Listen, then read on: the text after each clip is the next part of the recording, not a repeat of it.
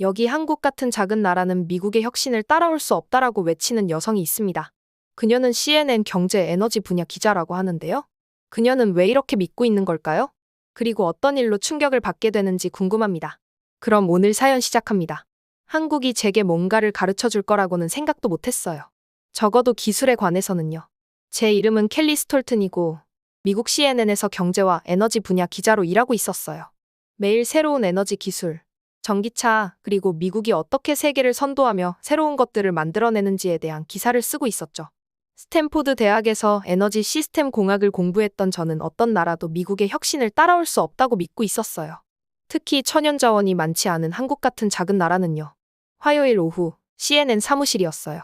큰 사무실은 키보드 두드리는 소리와 전화 통화하는 사람들의 목소리로 가득 차 있었죠.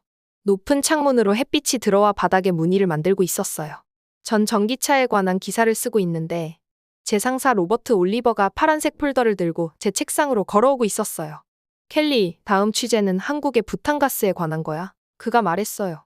저는 타이핑을 멈추고 글을 올려다봤어요. 손가락이 키보드 위에서 멈춰 있었죠. 부탄가스라고요? 한국에서? 제가 듣고 있는 게 믿기지 않았어요. 부탄가스요? 그건 낡은 기술인데요. 제가 왜 화석연료에 대해 취재해야 하나요? 한숨을 쉬며 물었어요. 머릿속으로는 이게 지루한 뉴스라고 생각하고 있었죠. 저는 최첨단 기술에 대해 쓰고 싶었지 가스통에 대해 쓰고 싶지 않았어요. 로버트가 폴더를 건넸어요. LPG는 우리가 더 깨끗한 에너지로 나아가는 과정에서 중요해지고 있어. 그리고 한국은 정말 인상적인 안전 기술을 가지고 있지. 안전이요? 저는 살짝 웃었어요. 폴더는 받았지만 전혀 신이 나지 않았어요. 이건 제 경력에서 뒤로 가는 느낌이었죠. 로버트가 떠난 후 일본 특파원인 리암 페리가 지나가는 걸 봤어요. 그의 정장은 완벽하게 다림질되어 있었고 손에는 커피잔을 들고 있었죠. 리암, 믿어져? 나를 한국에 보내서 부탄가스에 대해 취재하라고 해. 저는 불평했어요. 한국이 혁신에 대해 우리에게 뭘 가르칠 수 있겠어? 일본도 따라가지 못하는 나라잖아. 그렇지? 리암은 약간의 우월감이 담긴 미소를 지었어요. 한국은 기술을 창조하는 게 아니라 모방하는데 능숙하지. 그가 자신있게 말했어요. 저는 동의하며 고개를 끄덕였어요. 하지만 마음 깊은 곳에서는 우리가 잘못 알고 있는 것 아닐까 하는 생각이 들었어요. 이 이야기에 더 많은 것이 있을지도 모르겠다는 생각이 들었죠. 어쩌면 우리가 알고 있다고 생각했던 것들에 도전하는 기사를 쓸 수 있을지도 몰랐어요. 그날 밤 제 아파트에서 잠을 이룰 수가 없었어요. 뉴욕의 도시 불빛이 창문을 통해 비치는 가운데 저는 침대에 앉아 노트북을 보고 있었어요. 한국의 에너지 기술에 대한 정보를 찾고 있었죠. 놀라운 사실들을 발견했어요. 한국은 태양광 패널을 많이 생산하고 있었고 전기차 배터리에 엄청난 금액을 투자하고 있었으며 스마트팜 기술도 개발하고 있었어요. 분명히 그곳에서 흥미로운 일이 벌어지고 있었죠. 하지만 부탄가스라니요? 아직도 흥미가 생기지 않았어요. 그냥 화석연료일 뿐이야 라고 생각하며 노트북을 닫았어요.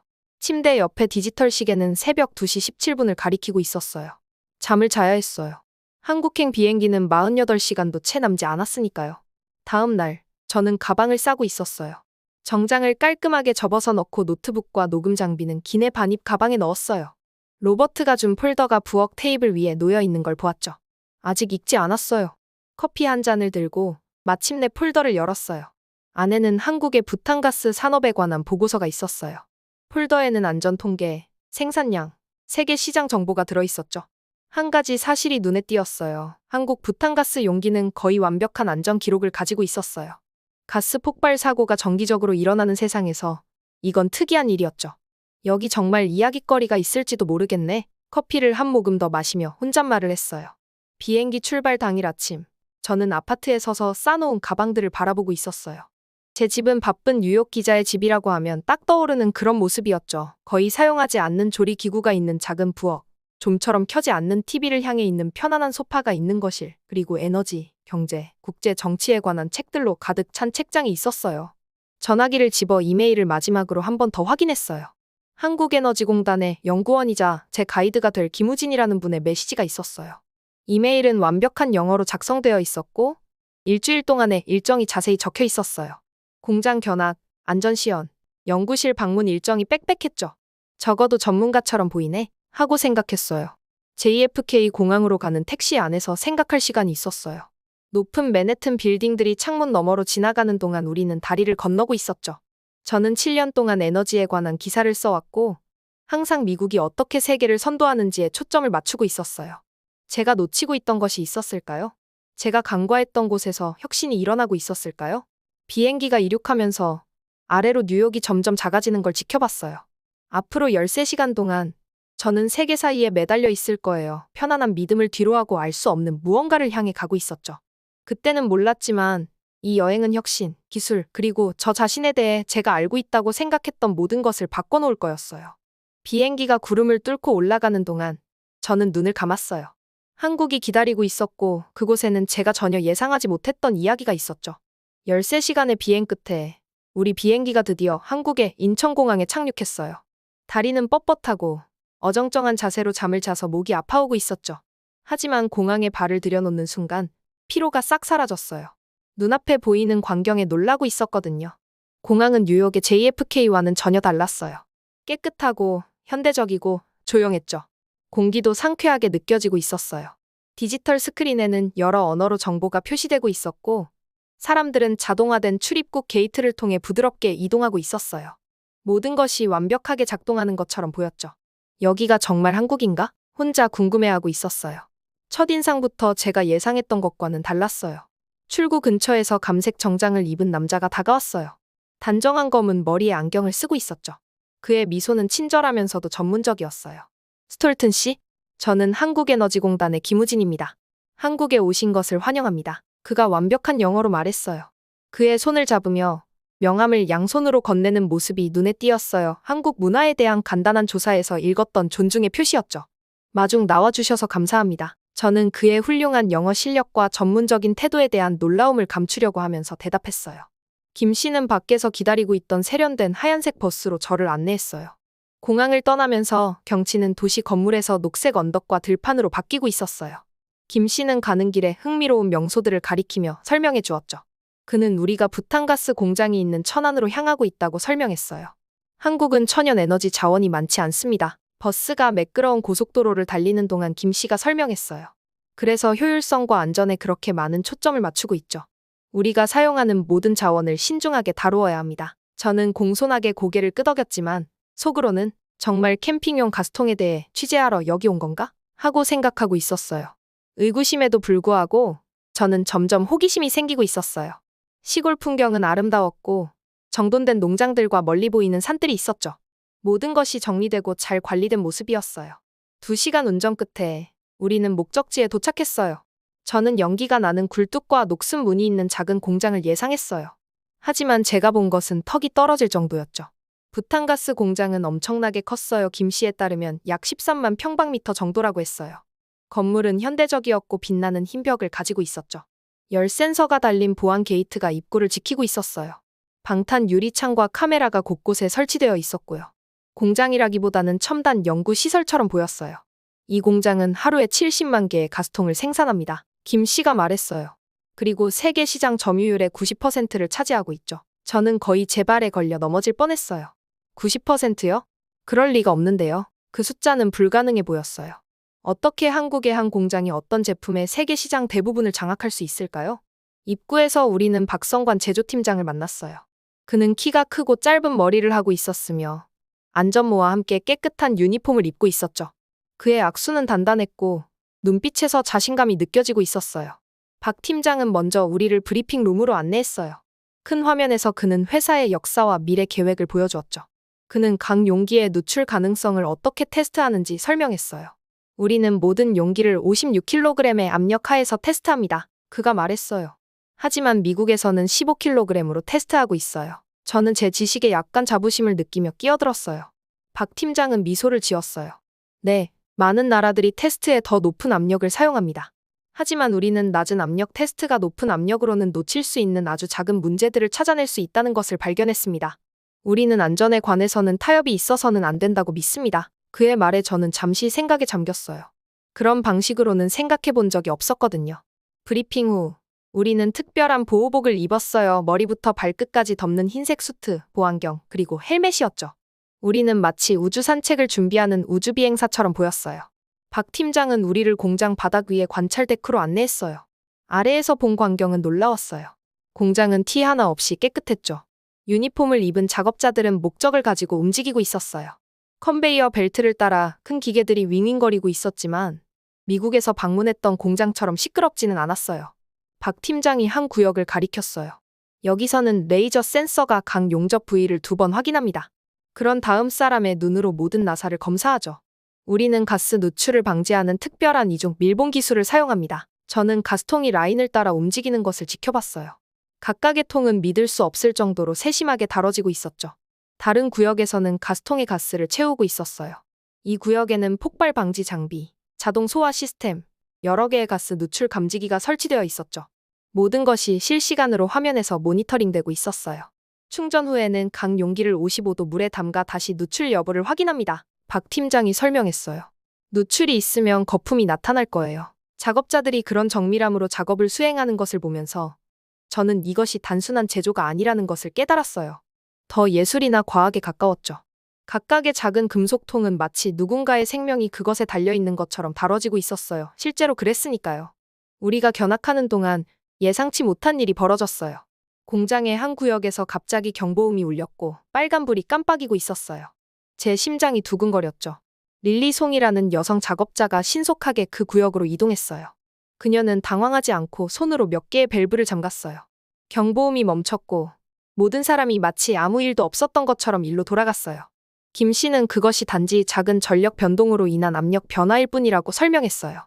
위험한 것은 없었죠. 하지만 저는 모든 사람이 얼마나 침착하게 대응했는지에 감명을 받았어요. 모든 것을 촬영하고 있던 제 카메라맨 에릭은 경보음이 울릴 때 실제로 카메라를 내려놓고 릴리가 괜찮은지 확인했어요. 상황이 해결되었을 때 저는 그가 정말 인상적이었어 라고 속삭이는 소리를 들었어요. 공장 견학이 끝날 무렵 저는 걸어다녀서 발이 아팠지만 머릿속은 새로운 생각들로 가득 차 있었어요.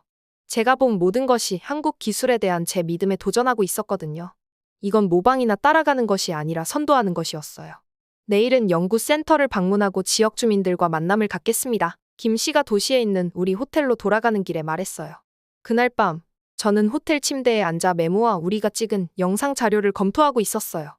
창문을 통해 천안시의 불빛이 보였죠. 아름답고 현대적이었어요. 제가 상상했던 개발이 덜 된 곳과는 전혀 달랐어요. 내가 너무 잘못 생각하고 있었네. 저는 혼잣말을 했어요. 그리고 이제 겨우 첫날이었죠. 한국 방문 셋째 날은 밝은 아침으로 시작됐어요. 호텔 방 커튼 사이로 햇빛이 들어와서 계획보다 일찍 저를 깨우고 있었죠. 하지만 괜찮았어요. 도착한 이후 처음으로 오늘 하루가 기대되고 있었거든요. 밥과 국 그리고 김치로 간단하게 아침을 먹은 후 김 씨가 호텔 로비에서 저를 맞이했어요. 오늘은 한국에너지공단 사무실을 방문하고 지역 주민들을 만날 예정이었죠. 잘 주무셨어요? 우리가 차로 걸어가면서 김 씨가 물었어요. 예상보다 좋았어요. 저는 솔직하게 대답했어요. 어제 공장 견학에서 얻은 새로운 정보들로 머릿속이 윙윙거리고 있었거든요. 한국에너지공단 사무실은 큰 창문이 있는 현대적인 건물에 있었어요. 내부는 모든 것이 깔끔하고 정돈되어 있었죠. 벽에는 한국의 에너지 사용량과 미래 목표를 보여주는 차트들이 걸려 있었어요. 김 씨는 저를 회의실로 안내했고 우리는 긴 나무 테이블에 앉았어요. 여기서 그는 제가 한국 기술에 대해 생각하는 방식을 영원히 바꾸는 이야기들을 들려주었어요. 1988년 서울 올림픽 때 부탄가스 용기에 대한 수요가 엄청나게 늘었습니다. 그는 화면에 있는 오래된 사진들을 보여주며 설명했어요. 우리나라는 빠르게 그것들을 안전하게 만드는 방법을 배워야 했죠. 그 당시에는 일본이 우리의 스승이었습니다. 사진에는 구식 옷을 입은 작업자들이 손으로 가스통을 만들고 있는 모습이 보였어요. 어렵고 위험해 보이고 있었죠. 하지만 가장 중요한 순간은 1995년에 왔습니다. 김 씨가 계속 말했어요. 일본에서 끔찍한 지진이 있었어요. 효고난카이 지진이었죠.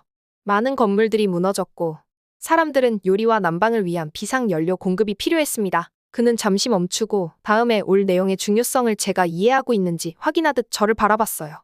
부탄가스 기술에 관한 모든 것을 우리에게 가르쳐준 일본이 이제는 한국 가스통에 의존해야 했습니다. 우리의 안전 기준이 그들보다 더 좋아졌던 거죠. 가슴 속에서 이상한 느낌이 들었어요. 마치 제가 평생 믿어왔던 무언가가 무너져 내리는 것 같았죠. 일본이 선생이었지만 한국이 마스터가 되었어요. 이런 생각이 들었어요. 미국과 한국 사이에서도 같은 일이 일어날 수 있을까?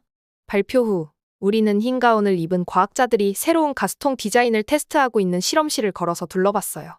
몇몇은 재활용 재료로 만든 가스통을 연구하고 있었고 다른 이들은 가스가 더 적은 오염으로 연소할 수 있는 새로운 방법을 개발하고 있었죠. 2008년 우리는 세계 최초의 폭발 방지 기술을 개발했습니다. 김 씨가 시연을 지켜보면서 설명했어요. 그 이후로 우리는 4억 개가 넘는 가스통을 생산했지만 단 한 건의 치명적인 사고도 없었습니다. 그가 공유하는 각각의 사실은 저를 더 놀라게 했어요. 이건 단순히 간단한 가스통을 만드는 것에 관한 게 아니었어요. 이건 세심한 설계와 지속적인 개선을 통해 생명을 구하는 것에 관한 거였죠.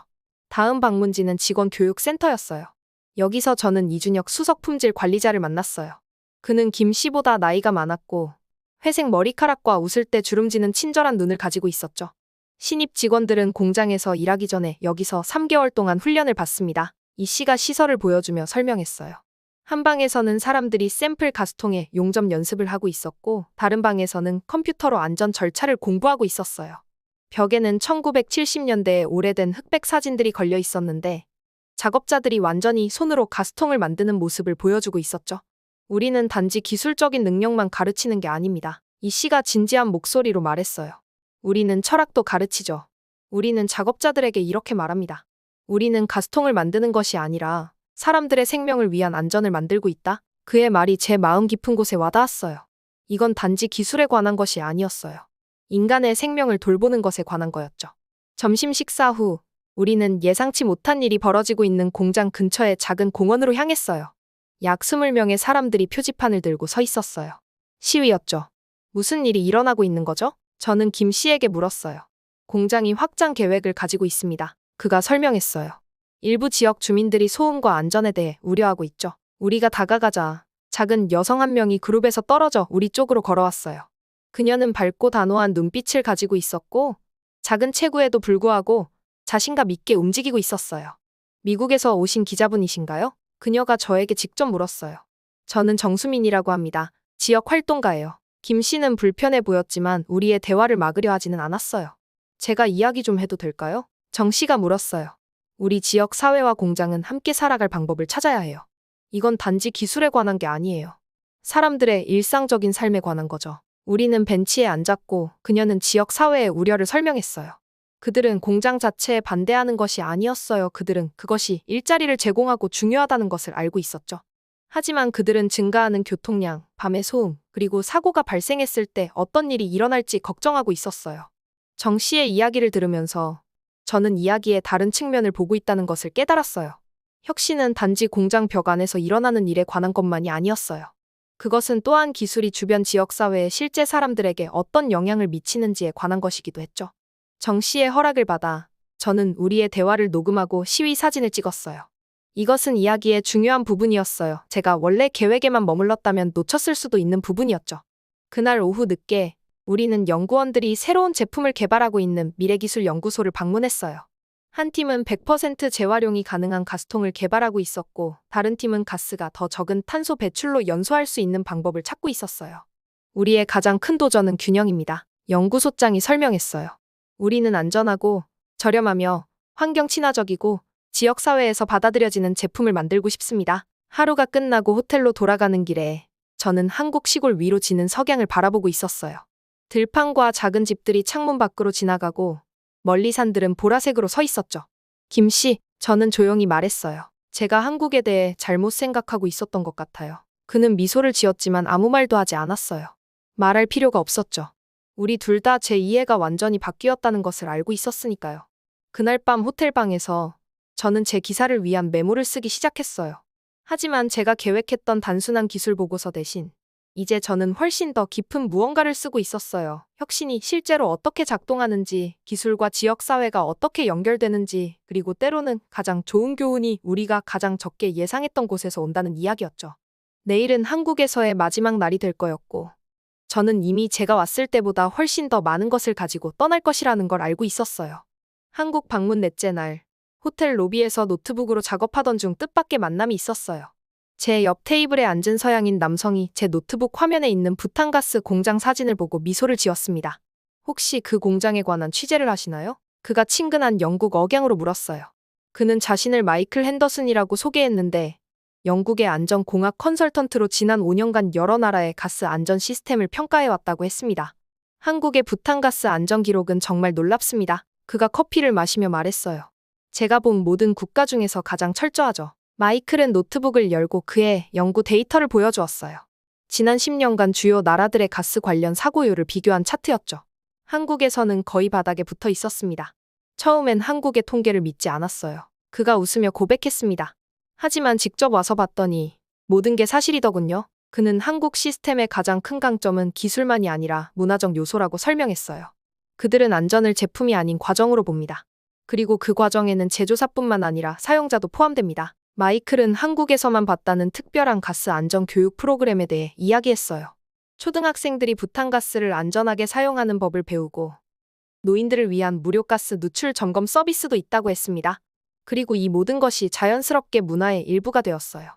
사람들은 가스통을 흔들어서 내용물을 확인하는 습관이 있고 가스레인지의 밸브를 확인하는 것이 일상적인 행동이 되었죠. 우리의 대화는 30분 정도 이어졌고 마이클은 떠나기 전에 그의 명함을 건네주었어요. 당신의 기사가 기대됩니다. 부탄가스는 단순한 제품이 아니라 어떻게 작은 혁신이 문화를 바꾸고 생명을 구할 수 있는지 보여주는 완벽한 사례입니다. 그날 저녁 기사 초안을 작성하면서 마이클의 말을 떠올렸어요. 한국의 부탄가스 이야기는 기술 그 자체를 넘어 사회가 안전을 대하는 방식에 관한 것이었습니다. 그것은 제품이 아닌 문화였고 단순한 혁신을 넘어 사람들의 일상에 스며든 철학이었죠. 한국에서의 마지막 날, 저는 일찍 일어나 호텔 창가에 서 있었어요. 해가 막 도시 위로 떠오르고 있었고 건물들을 황금빛으로 물들이고 있었죠. 겨우 나흘 전에 제가 의심으로 가득 차서 이 나라를 무시하며 도착했다는 게 믿기지 않았어요. 이제 저는 완전히 다른 기분을 느끼고 있었죠. 간단한 아침 식사 후 김 씨가 마지막 방문을 위해 저를 데리러 왔어요. 공장 관계자들과 지역 사회 대표들과의 만남이었죠.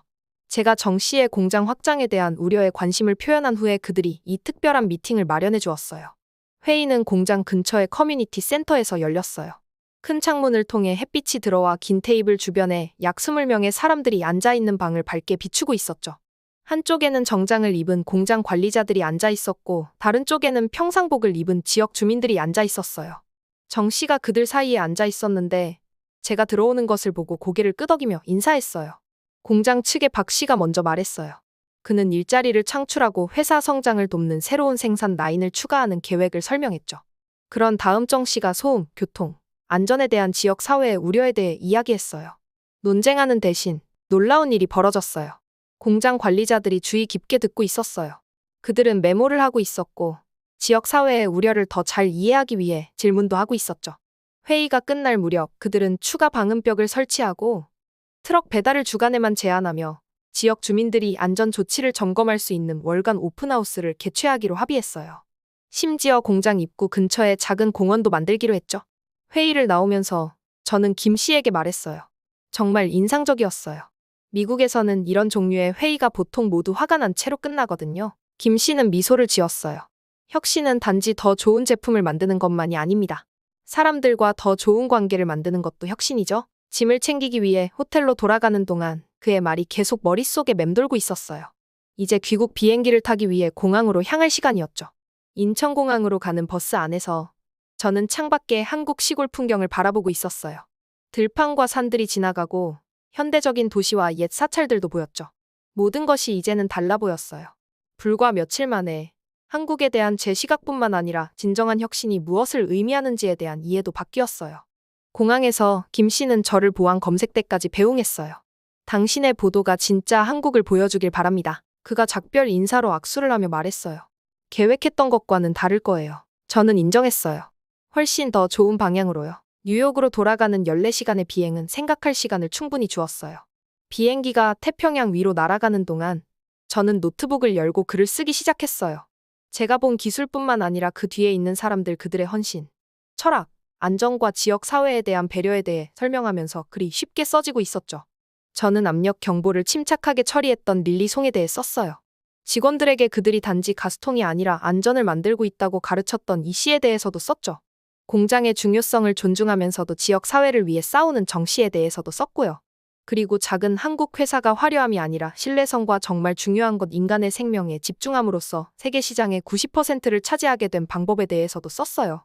비행기가 JFK 공항에 착륙할 무렵 제 기사는 거의 완성되어 있었어요.